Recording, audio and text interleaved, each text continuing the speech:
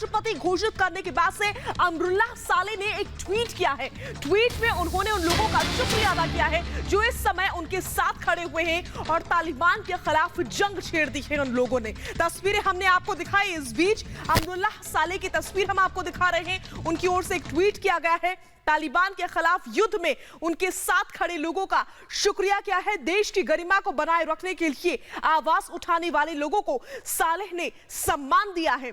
इस मुहिम में जान देने वाले शहीद, देश के लिए खड़े रहने वालों का सालेह ने समर्थन किया है। उन्होंने कहा कि अपने देश के लिए कई लोगों ने अब तक जान दे दी है। बड़ी जानकारी हम आपसे साझा कर रहे हैं। आपको बता दें कि अब से ठीक 2 दिन पहले अमरुल्लाह सालेह की ओर से अफगानिस्तान का खुद को राष्ट्रपति घोषित किया गया था अशरफ गनी की गैर मौजूदगी में।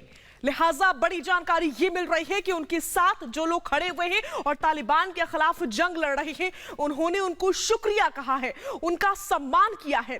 इस समय सिर्फ और सिर्फ एक खेमा है अमरुल्लाह सालेह का, जो कि तालिबान के खिलाफ लोगों को एकजुट करता हुआ इस समय अफगानिस्तान में नजर आ रहा है। और चलिए अब हम आपको बताते हैं कि किस तरीके से आखिर अमरुल्लाह सालेह अपना काम कर रहे हैं, लोगों को एकजुट करने की कोशिश कर रहे हैं और तालिबान के खिलाफ उन्होंने जंग छेड़ दी है। ग्राफिक्स आपकी टीवी स्क्रीन पर मुजाहिदों की एक फौज तैयार की गई है।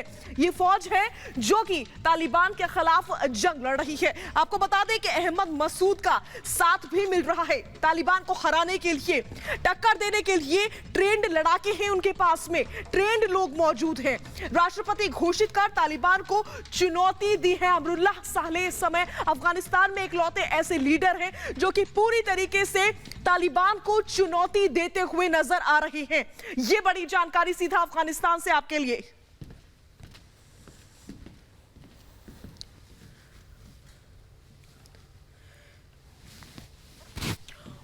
और इसी खबर पर बातचीत के लिए मेरी 2 सहयोगी मेरे साथ जुड़ चुकी है। सीधा न्यूज रूम से मेरे साथ जुड़ चुकी है सलोनी और मेरे साथ सुजाता भी जुड़ चुकी है। सलोनी, अमरुल्लाह सालेह एक लौते अफगानिस्तान के ऐसे नेता हैं जो तालिबान को खुली चुनौती दे रहे हैं और खड़े हुए हैं तालिबान के सामने।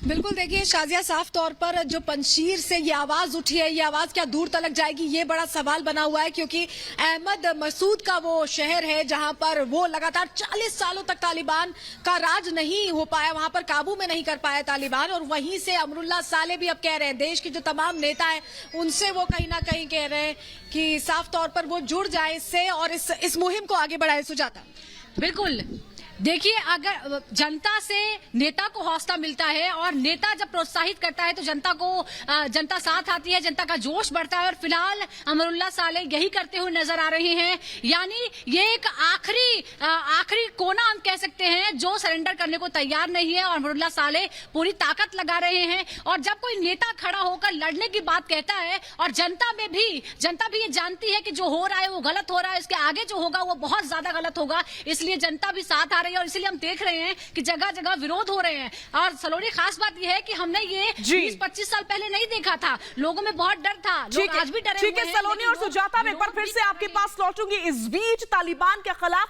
जंग का ऐलान हो चुका है और वो जंग का ऐलान हुआ है सीधा पंजशीर से। आखिर किस तरीके से तालिबान को खुली चुनौती दे रहे हैं, कुछ लोग इस समय अफगानिस्तान में रिपोर्ट के जरिए अपने दर्शकों को बताते हैं।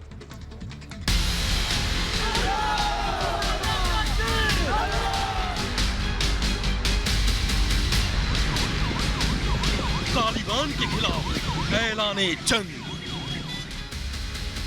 पंजशीर से युद्ध का बजा बिगुल। वो लड़ाके जिनसे थर थर कांपता है तालिबान। पंजशीर के शेर ने दुनिया से मांगी मदद। पंजशीर की घाटी से तालिबान के खिलाफ युद्ध का ऐलान हो चुका है। जंग की चिंगारी सुलग चुकी है। अफगान की जड़ों से तालिबान को उखाड़ फेंकने के लिए पंजशीर के जंगी सरदार अहमद मसूद ने तैयारियां शुरू कर दी है।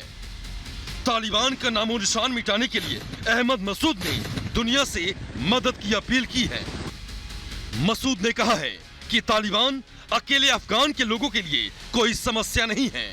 तालिबान के नियंत्रण में अफगानिस्तान निस्संदेह कट्टरपंथी इस्लामिक आतंकवाद का आधार बन जाएगा।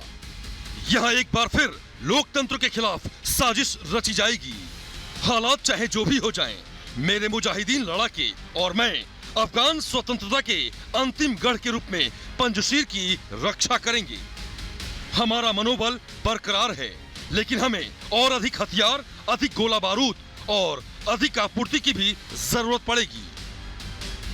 अहमद मसूद ने अमेरिका समेत पश्चिमी देशों से मदद की अपील की है, जिसके लिए अहमद मसूद ने आदर्शों और संघर्ष के एक जैसे लंबे इतिहास का हवाला दिया है।